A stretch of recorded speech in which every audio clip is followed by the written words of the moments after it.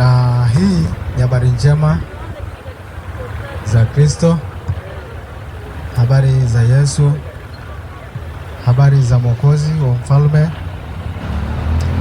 Yesu ni mfalme wa falme, na tunatangaza habari zake kwamba yeye anaokoa, anaponya, anafungua kilichofungwa, kisichowezekana kwake kinaenda kuwezekana, au kwake kinawezekana.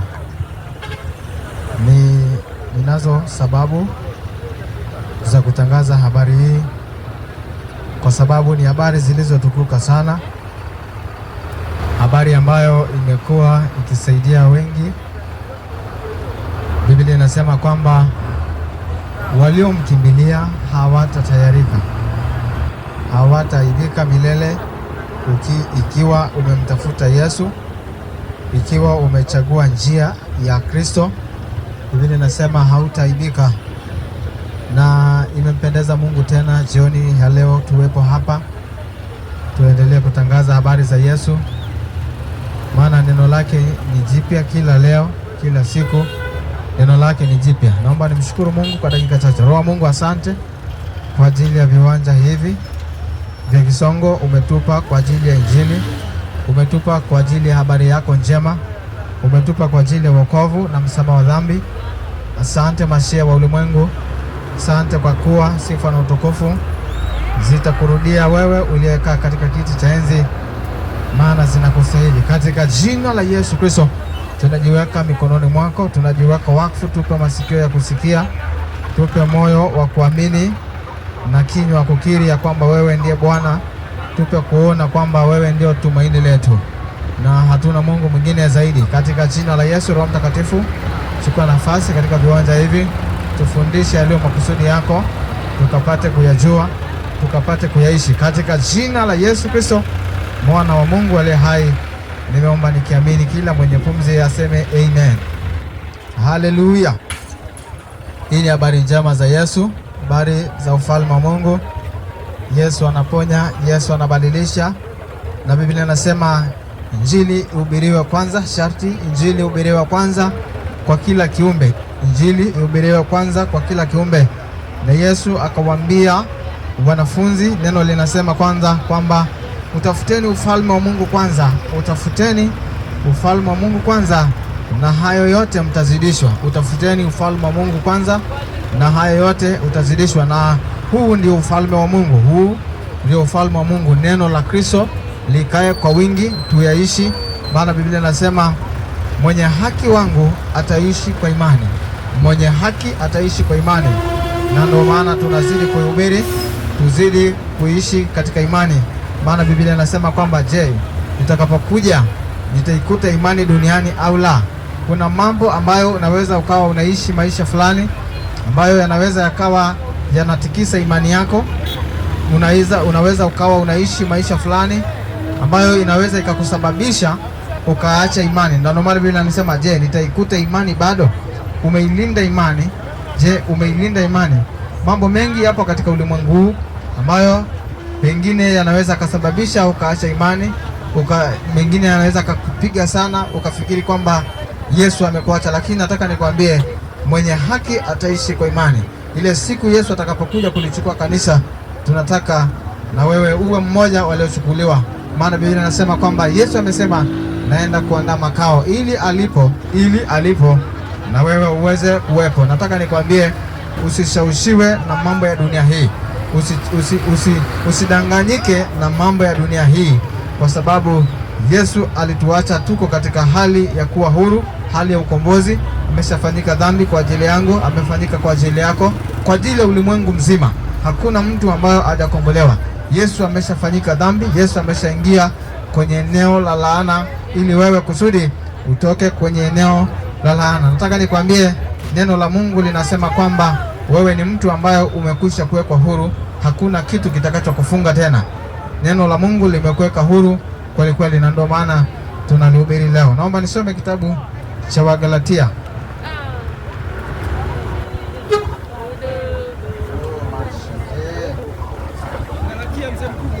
Amina. Barikiwe papa. Wagalatia 4 kuanzia mstari wa kwanza. Kitabu cha Wagalatia 4 mstari wa kwanza. Haleluya, haleluya.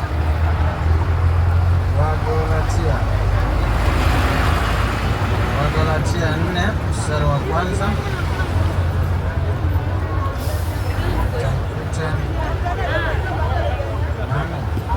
Wagalatia 4 mstari wa kwanza. Wagalatia 4 kuanzia mstari wa kwanza mpaka 7. Biblia inasema kwamba lakini nasema ya kuwa mrithi wakati wote, anasema awapo mtoto hana tofauti na mtumwa.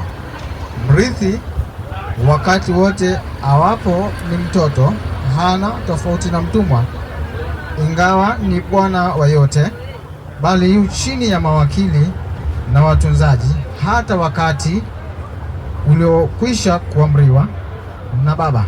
Kadhalika na sisi tulipokuwa watoto, tulikuwa tukitumikishwa na kawaida za dunia, kawaida za kwanza za dunia. Hata ulipowadia utimilifu wa wakati, Mungu alimtuma mwanaye, ambaye amezaliwa na mwanamke, amezaliwa chini ya sheria, kusudi awakomboe hao waliokuwa chini ya sheria, ili sisi tupate kupokea hali ya kuwa wana. Na kwa kuwa ninyi mmekuwa wana wa Mungu, alimtuma Roho wa mwanaye mioyoni mwenu, aliye Aba, yaani Baba. Kama ni hivyo, wewe si mtumwa tena, bali u mwana, na kama u mwana, basi umrithi wa Mungu. Bwana Yesu asifiwe.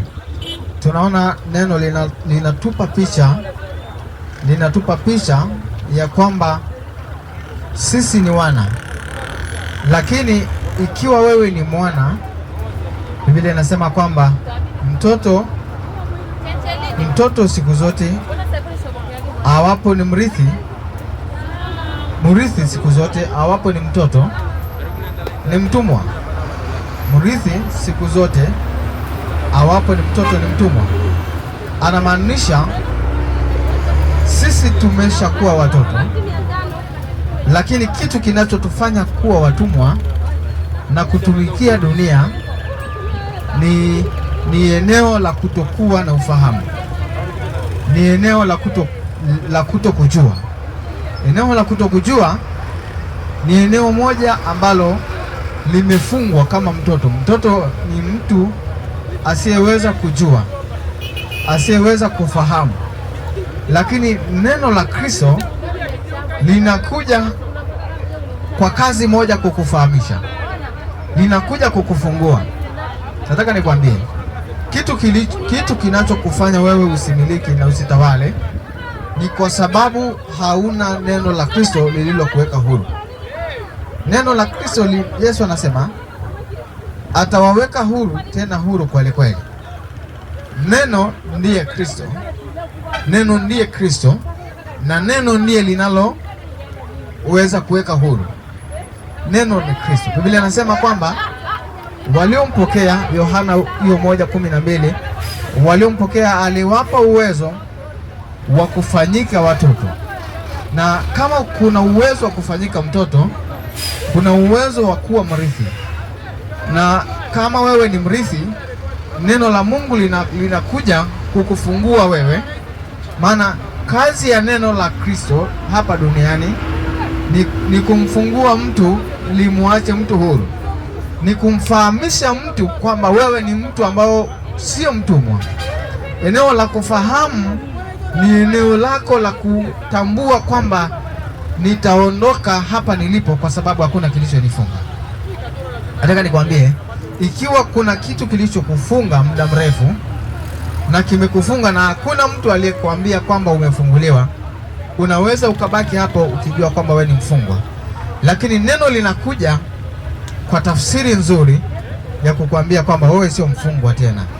Yesu Kristo amesha kufungua, amesha kuweka huru, na baada ya kukuweka huru amekuacha huru kweli kweli, na wewe umeondoka zako, lakini yeye ameingia kwenye hicho kifungo, ili kusudi wewe usipate kudaiwa, usipate kutafutwa na kitu chochote, kwa sababu anasema yeye ni Bwana wa yote, na anasema kwamba wewe, ingawa eneo anapozungumza kwamba mtoto, maana yake ni eneo la kutofahamu, ni eneo la kutokujua, lakini pale tu utakapofahamu ya kwamba mimi ni mtu yani siku zote mtoto akishaanza kujifahamu, kujielewa, kujijua, kujifahamu, huyo mtoto anaanza kubadilishiwa jina kwamba sasa ni mtu mkubwa, sio mtoto tena. Nataka nikwambie kwamba neno la Kristo linakuja kwa tafsiri ya kwamba kama huwezi kufahamu kwamba Kristo amekuweka huru, bado wewe ni mtoto, lakini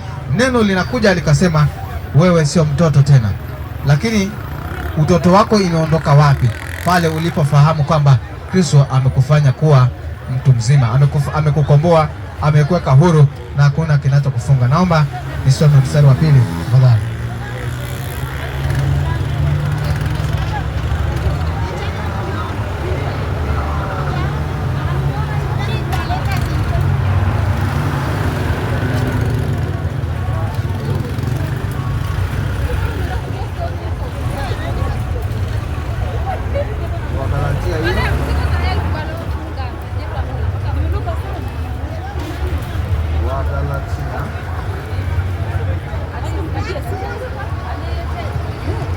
Kitabu cha Wagalatia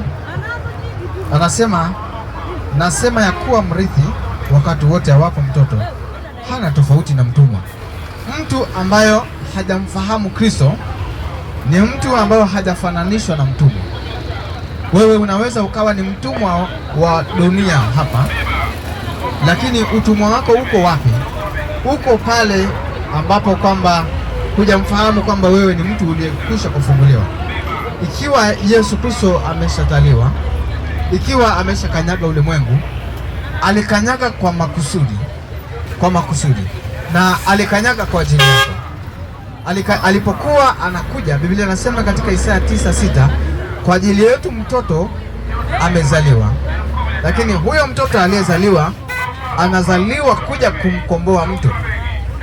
Anazaliwa mtoto mwenye uwezo wa kifalme. Hakuzaliwa kama watoto wengine wanavyozaliwa.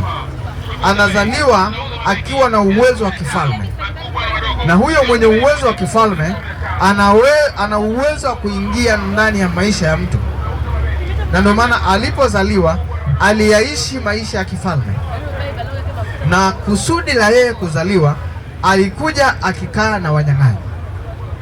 Alipokuwa anakaa na wanyang'anyi, anakaa na walevi, na wanafunzi wakasema kwamba huyu kweli, mbona kama huyu ni mlafi?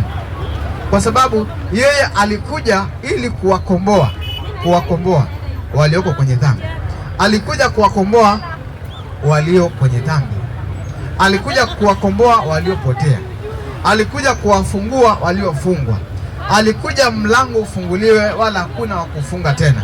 Ndio maana Biblia inasema eneo la utumwa ni eneo la kufunguliwa, lakini hatuko tena kwenye utumwa kwa sababu Kristo amesha. Ndio maana Biblia inasema mwenye haki wangu ataishi kwa imani. Ndio maana unatakiwa uishi katika imani, kwa sababu wewe ni mtu uliyekombolewa, wewe ni mtu uliyepata uwezo wa kuingia kwenye familia, wewe ni mtu uliyehesabiwa haki, na umehesabiwa haki kwa sababu ya neno naamini, kwa sababu umelipokea lile neno.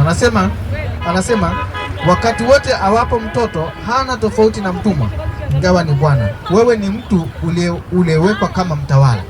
Wewe ni mtu uliyekuwa kama mtawala hapa duniani. Wewe ni mtawala hapa duniani, wewe ni mtawala wa yote. Biblia inasema kwamba Yesu akasema mamlaka yote duniani na mbinguni nimepewa. Eneo ambalo Yesu Kristo ameshasema mamlaka yote duniani na mbinguni nimepewa, manake wewe utakapoamini unaingia kwenye eneo la hiyo mamlaka, unaingia kumiliki pamoja naye, unaingia kutawala pamoja naye, kwa sababu alipokuwa anafufuka alikuwa anafufuka pamoja na wewe. Hajakuacha kaburini, alifufuka pamoja na wewe. Amefufuka na mawazo yako, amefufuka na kila kitu chako ambacho kilikuwa kimekufa. Ndio maana anasema mrithi kama ni mtoto ni mtumwa, lakini ni mtawala wa yote. Hawezi kutumia kama ipasavyo. Nataka nikwambie jioni ya leo, neno hili limekuja kusudi likuweka huru, kusudi likuweke huru. Na eneo la kukuweka huru sio eneo la maombi, ni eneo la kusikia, na kusikia inatokana na imani. Unaposikia unaamini, utakuwa hilo neno naamini katika ulimwengu wa roho linakutoa katika eneo la utumwa. Naomba niendelee mstari wa pili, inasema bali yu chini ya mawakili na watunzaji hata wakati ulipokwisha kuamriwa na Baba. Anasema kwamba yule mtoto yule ambayo hajafahamu kwamba yeye ni nani katika Kristo, anasema ni mtawala wa yote, ni mtawala wa yote na ni mwangalizi. Unaweza ukawa unaiangalia, unailinda, lakini bado haikusaidii chochote. Mtu mmoja aliyekuwa na wana wawili, ule mdogo akamwambia baba yake, nipe mimi sehemu yangu ya urithi, nipe mimi sehemu yangu ya urithi. Yule mdogo akapewa, akaenda akatapanya huko kwa namna nyingi ya dunia ambayo haikumpendeza baba yake. Alipomaliza akaanza kula pamoja na nguruwe, lakini akasema haiwezekani, nitarudi nyumbani kwa baba yangu. Watumishi wangapi wako kwa baba? Watumwa wangapi wako kwa baba? Wanaolipwa wako kwa baba, wanakula na kunywa. Na mimi nitarudi katika nyumba ya baba yangu, niende pale angalau niwe mtumwa pale, lakini niwepo katika nyumba ya baba yangu, lakini niwe mtumwa. Aliporudi baada ya kutapanya, baada ya kumaliza kila kitu, nataka nikwambie kazi ya yule mkubwa aliyekuwa hapo pale, alikuwa kama mtoto na ni mrithi na ni bwana wa yote, lakini hakufahamu kwamba yeye ni nani katika huo ufalme. Lakini yule aliporudi mdogo, baba yake alipomwona, alimkimbilia na akamkumbatia, akambusu, akasema huyu amepotea, tafuteni vazi lilo bora, kwa sababu ni mtu aliyekuwa ametapanya, akamaliza kila kitu, kimeisha, kila kitu kimeisha. Lakini huyo mtoto aliporudi, baba yake alimkumbatia, akasema tafuteni vazi lilo bora, tafuteni ndama aliyenona, alafu tule tuchinje, mwanangu amepotea na sasa amerudi. Lakini yule mdogo, yule mkubwa alipokuwa huko nje, alipokuwa alienda shamba, aliporudi alisikia kelele, akasema kuna nini katika nyumba ya baba yangu? Lakini watumwa wakamwambia kwamba mdogo wako amerudi na baba yako amefanya sherehe. Na akasema kwamba akagoma kuingia ndani. Lakini baba yake alipomuona akamwambia, kwa nini uingie? Kwa nini uingie kwenye raha? Kwa nini uingie kwenye sherehe? Lakini akamwambia kwamba mbona siku zote nilikaa pamoja na wewe wala hukunifanyia? Lakini akamwambia, wewe ulikuwa hapa, haina sababu ya mimi kukupa, kwa sababu wewe ndio ulikuwa mmiliki wa hapa. Alikuwa ni mtoto, lakini alikuwa ni mtumwa. Hayuko kwenye eneo la kufahamu kwamba yeye ni nani katika familia, yeye ni nani katika huo umiliki, yeye ni nani katika huo ufalme. Lakini alimwambia, ulikuwepo hapa siku zote, wala hukuhitaji, wala hukuzungumza, wala hukuwa na mahitaji. Lakini baba yake akamwambia kwamba ingia. Nataka nikwambie, anafananishwa huyo mtu na mtu ambaye yuko katika ulimwengu wa sasa, yuko katika dunia sasa, ameacha ufalme, ameondoka kwenye ufalme, ameenda huko kwa wanyang'anyi. Kwa wanyang'anyi huko unapigwa, unajeruhiwa. Maisha haya yanakujeruhi, lakini yanakujeruhi kwa sababu haupo katika ufalme, haupo ndani ya Kristo. Maisha haya yanaweza akakupiga na kupoteza dira, lakini kwa sababu hauko kwenye ufalme. Lakini pale utakapomkiri Yesu, pale utakapofahamu, pale utakaposema kwamba Yesu ni Bwana, pale utakapofahamu neno Bwana katika maisha yako, hilo neno linaweza likakufungua, likakuweka huru kweli kweli, wala hautakuwa mtumwa tena. Utakuwa ni mtu ambayo umefahamu kusudi lako, wala hutapotea tena katika dhambi, wala hutapotea tena katika ulimwengu wenye taabu, wala hutapotea tena katika dhiki ya ulimwengu huu. Neno la Kristo linakuja kusudi likuweka huru, likuweka huru kweli kweli. Bwana Yesu asifiwe. Nimetoa hiyo mfano ili mtu afahamu kwamba wewe ni mtu uliyeko katika ufalme, lakini kama hujagundua ufalme wako, wewe ni mtumwa, lakini ni bwana wa yote. Unatawala yote, unayangalia yote, lakini huwezi kutumia kwa sababu ya ufahamu wako. Biblia inasema bali yu chini ya mawakili yule mtoto. Wewe hapo, wewe ni mtu ambayo uko chini ya mawakili na watunzaji hata wakati ulipokwisha kuamriwa. Kadhalika na sisi tulipokuwa watoto, maana yake tulipokuwa hatujafahamu hapo mwanzo, tulipokuwa hatujagundua kwamba Kristo ni nani katika ulimwengu, tulipokuwa tumepotea katika ulimwengu ambayo umepotea nao, ulimwengu ambayo una wanyang'anyi, ulimwengu ambao kuna wapigaji, ulimwengu ambao vile anasema kuna wanyang'anyi, kuna walevi, kuna waganga, kuna watu ambayo Biblia inasema ni wa ulimwengu huu, ambao Biblia inasema sisi si wa ulimwengu huu, lakini sisi ni wamiliki, sisi ni watawala. Anasema kadhalika na sisi tulipokuwa watoto tulikuwa tukitumikishwa na kawaida za kwanza za dunia. Biblia inasema tunaweza tukatumikishwa kwa sababu sisi ni watoto bado. Nilitangulia kusema eneo la kuwa mtoto ni eneo la kutofahamu. Na ikiwa Kristo alikuja akakanyaga ulimwengu, ikiwa Yesu amekanyaga ulimwengu, Biblia inatupa picha kwamba alikuwa anakanyaga kwa ajili ya mtu. Yeye alikuwa ni mwenye mamlaka yote. Yeye alikuwa ni Bwana, alikuwa ni mtakatifu, lakini adhabu ambayo haikumstahili lakini ilimstahili kwa sababu ya mtu ambayo Mungu alimpenda hapo mwanzo. Sisi Mungu alitupenda, ndio maana alionyesha upendo kwanza yeye, ili na sisi tumpende katika lile pendo lake ambalo alionyesha kwetu sisi. Bwana Yesu asifiwe. Eneo linaloweza kukuweka huru ni kufahamu neno la Kristo. Pale kwenye Edeni, mwanamke aliweza kuingiliwa na kudanganywa na kupotea kwa sababu hajalifahamu lile neno, wala hajafahamu kusudi la neno katika Edeni. Bwana Yesu asifiwe. Lakini yule shetani yule aliyemjaribu mwanamke kwenye Edeni, alienda akamjaribu Yesu huko jangwani. Na alipomkuta Yesu akijaribu, Yesu alikuwa na neno la kumshinda.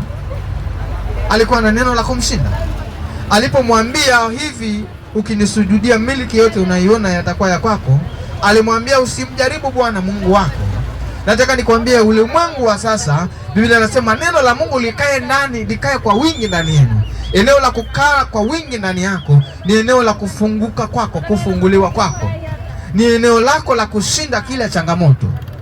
Anasema yule mwovu yuko katika ulimwengu akizunguka mtafute wa kummeza, lakini atammeza yule mtu ambao hajafahamu kweli ya Kristo. Hajafahamu lile neno ambalo limetumwa kwetu, neno lenye ukombozi, neno lenye mamlaka, neno ambalo limeenda likamharibu yule aliyekuwa na nguvu za uharibifu kule kuzimuni, na akafunga kuzimu, wala kuzimu haiwezi tena kuja katika nyumba ya mtu aliyemwamini. Shetani atawaonea sana kwa sababu lile neno hamjalifahamu. Shetani atamuonea mtoto, atamuonea mtu anayeitwa mtoto. Mtu anayeitwa mtoto ni mtu ambayo hajafahamu neno la Kristo, hajafahamu kwamba yuko katika ufalme gani.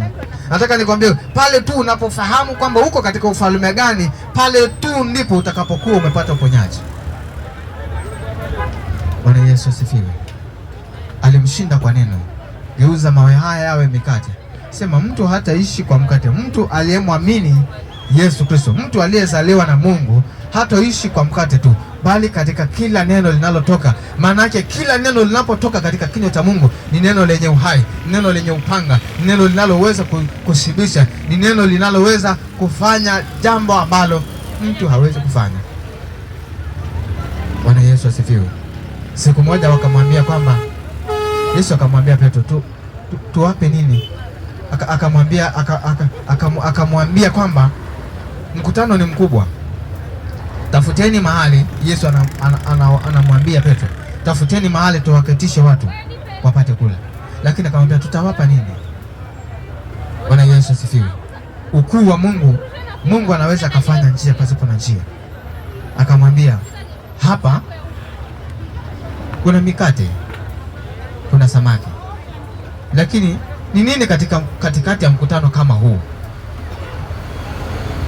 Lakini Yesu alipochukua, alishukuru na mkutano wote ukala, wakasiba. Yesu ni mwanaume, Yesu ni Mwokozi, Yesu ni Bwana, hafananishwi na kitu kingine. Ndio natangaza habari zake leo.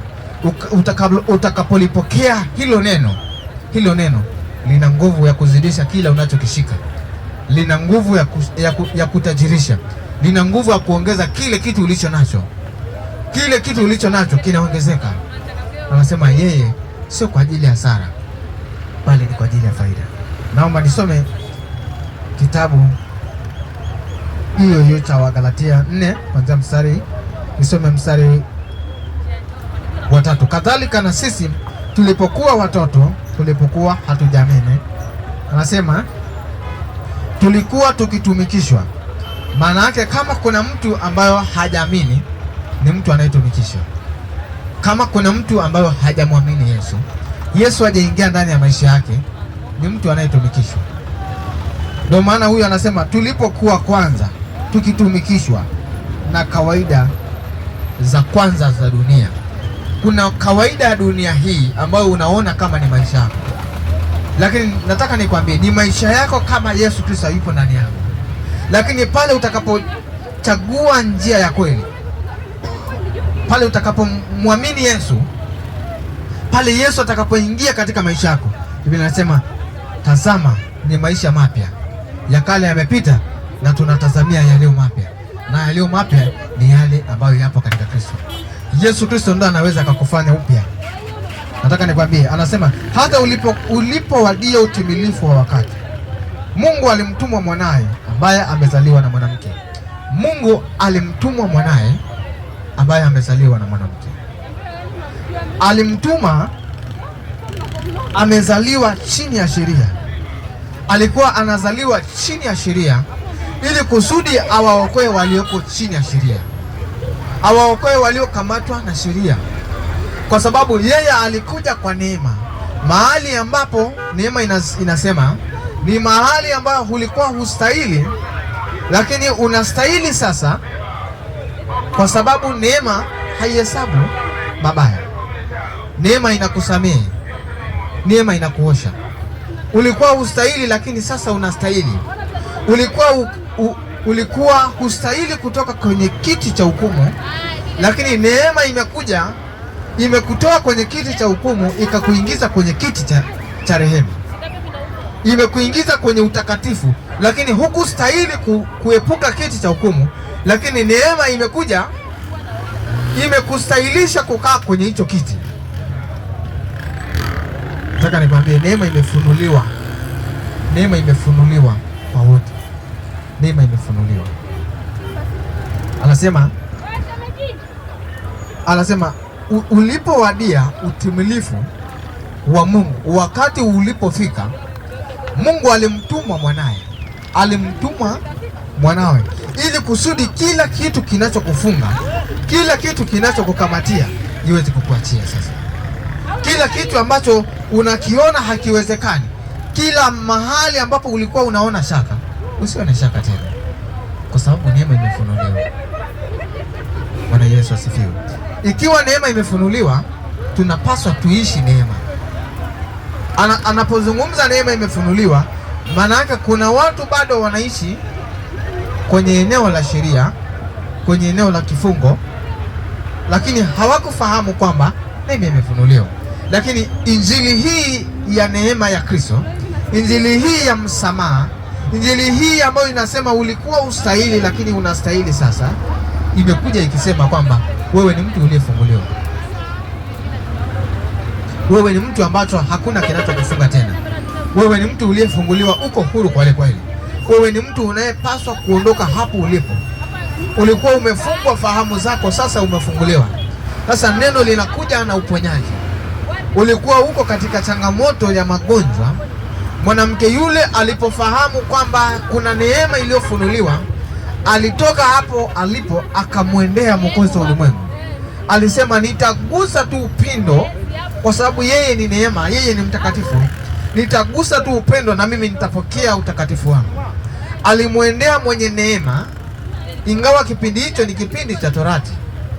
Hakuruhusiwa mtu wa namna ile kupita au kusogelea mtu yeyote kipindi hicho, kwa sababu alikuwa ni mtu ambao ni mtu aliyetokwa na damu, ni mtu ambayo sijui nitumie lugha gani, lakini ni mtu ambao hakustahili kupita katikati ya mkutano kama huo, lakini alitoka, aliinuka na imani, akasema nitampita.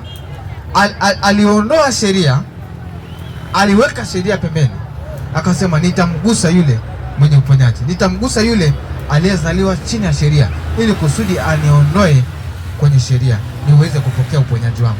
Sheria ni kitu ambacho kilikuwa kinamfunga mtu, hawezi kuwa huru, kwa sababu ni makubaliano ya kwamba mtu akifanya hivi atakuwa hivi.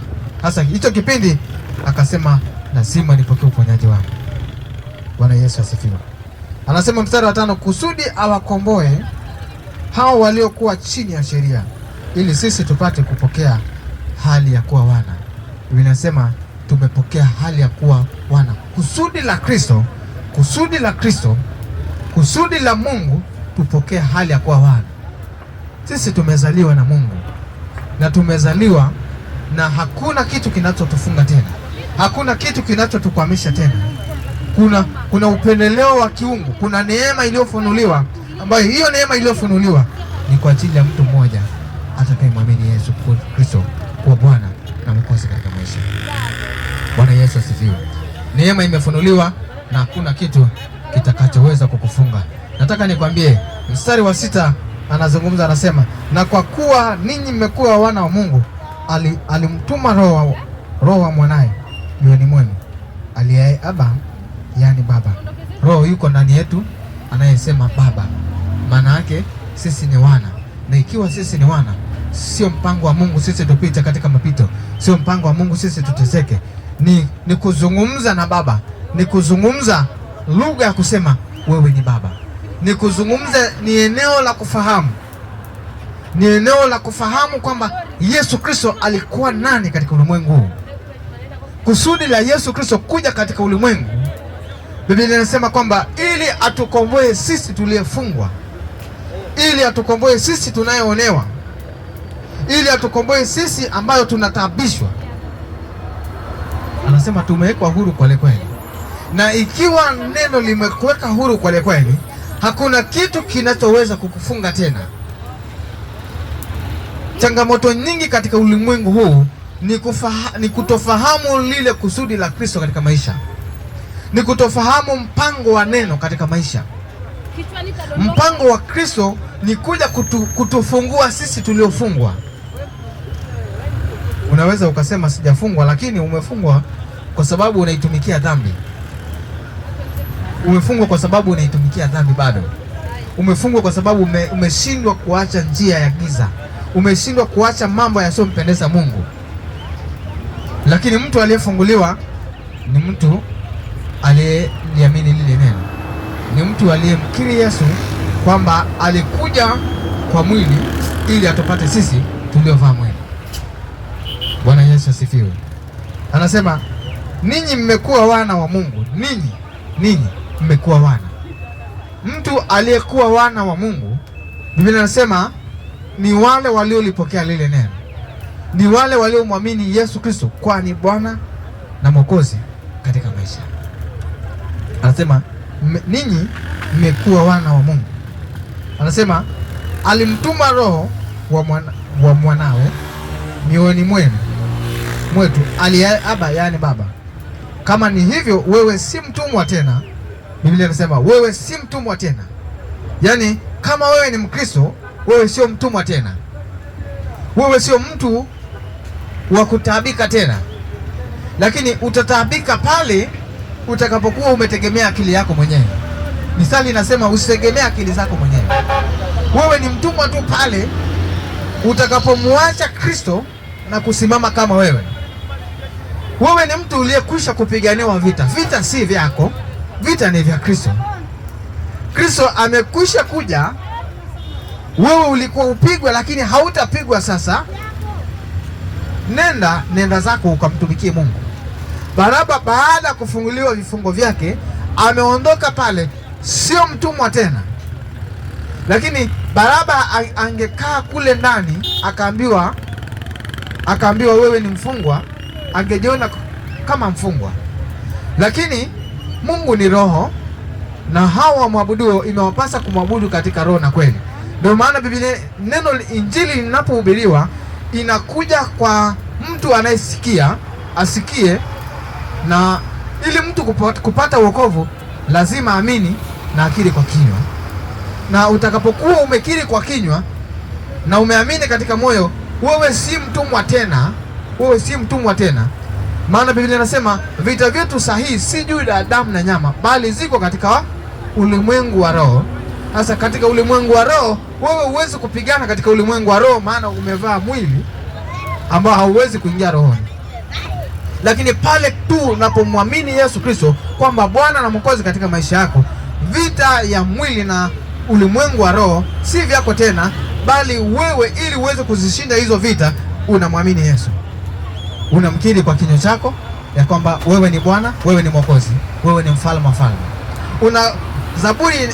Zaburi ya 35 inaposema Bwana upigane nao wanaopigana nami, maana yake wewe huwezi kufanya chochote. Wewe huwezi kupigana chochote. Kuna watu wanaweza wakawa wanakupigana na wewe katika ulimwengu wa roho, wala usiwaone, lakini utawezaje kuzishinda hizo vita? Utazishinda hizo vita kama Yesu Kristo anaingia ndani yako ili aweze kukupigania vita. Bwana Yesu asifiwe. Haleluya. Utaweza kuzishinda kama Yesu Kristo amepata nafasi ndani yako. Na kama hajapata nafasi ndani yako, wewe utabaki ukisema kwamba ninapigana vita. Utabaki ukisimulia kwamba ninapita katika mapito. Unabaki ukisema napambana kwa sababu umemwacha Yesu. Lakini pale utakapomwamini Yesu, pale utakapomkabidhi Yesu njia zako. Ndio maana mtu anapomwamini Yesu lazima aseme uwe Bwana, uwe Bwana. Maana yake akishasema uwe Bwana, ukishasema uwe Bwana na Mwokozi, maana yake wewe hauhusiki tena. Yeye ndo mtawala wa hilo eneo. Yeye ndo mtawala wa mawazo yako. Yeye ndo mtawala wa maisha yako kwa ujumla. Anasema katika njia zako zote mkiri yeye, naye atanyoosha mapito. Naye atanyoosha mapito. Maana yake ulimwengu wako wa roho, Yesu Kristo anaingia kati, ananyoosha mapito, anaondoa kila mwiba, kila mchongoma, kila kitu ambacho kimewekwa katika ulimwengu wa siri, kila kitu ambacho umetegewa katika ulimwengu wa siri ambao huwezi kuona. Utakapomwamini Yesu, utakapomkiri kwa kinywa chako ya kwamba Mungu, naomba fanya njia, naomba nitangulie katika kila eneo, Yesu anakutangulia, anaenda anasafisha njia, wala hakuna kitu kitakachoweza kukudhuru, wala hakuna adui, wala hakuna kitu. Akawaambia wanafunzi, mmepewa mamlaka yote duniani, mtakanyaga nyoka na ninyi mtaweka mkono juu ya wagonjwa na watapata afya, kwa sababu yeye yuko pamoja nao. Biblia inasema katika Wakorinto, amfahamu kwamba ninyi ni hekalu. Maana yake kama anakaa ndani yangu, ninaweza kufanya lolote. Alama mikono yake ya misumari iliyo katika mikono yake nikiweka ndani ya mtu, lazima yule mtu atapokea uponyaji, maana anaishi ndani yangu. Mimi ninamwakilisha yeye aliye Bwana wa utukufu. Anasema siondoki mimi mpaka yule msaidizi yuko pamoja na mimi. Maana yake nikifanya chochote, na ninyi na wewe uliyemwamini unaweza ukafanya lolote unaweza ukafanya, kwa sababu ya neno naamini. Kwa sababu ya neno naamini. Utakapomwamini wewe sio